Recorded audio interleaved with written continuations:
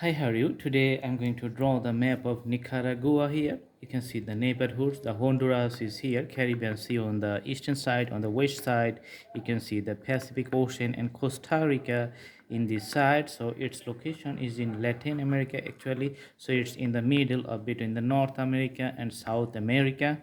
That's why you can know the geographic locations. If you want to travel in that country, you need to know the demographic informations and other weather conditions and ideas. All right, or if you have geography classes, then sometimes you need to understand or learn about the map of some countries. So usually the shape of the map doesn't change over the times unless there are special circumstances.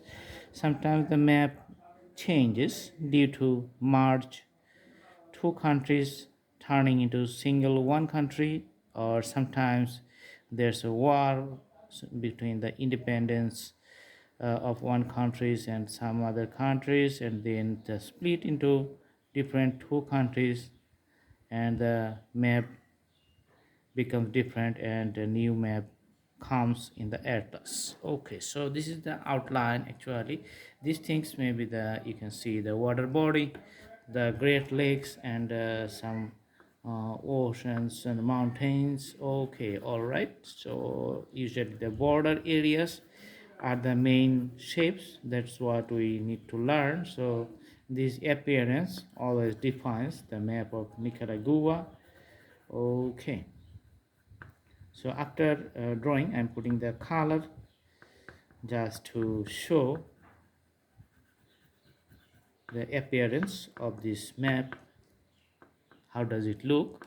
So it looks very good, and do practice at home. The drawing is going to be very nice.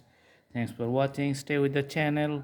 We are going to bring more interesting videos. In other playlist you can see the flags of many different countries, how to draw flags, and also some other drawings in my other playlists too. So browse through the playlist and you can have so many drawings, thousands of drawings in different categories. I hope you like the video. Thanks for watching.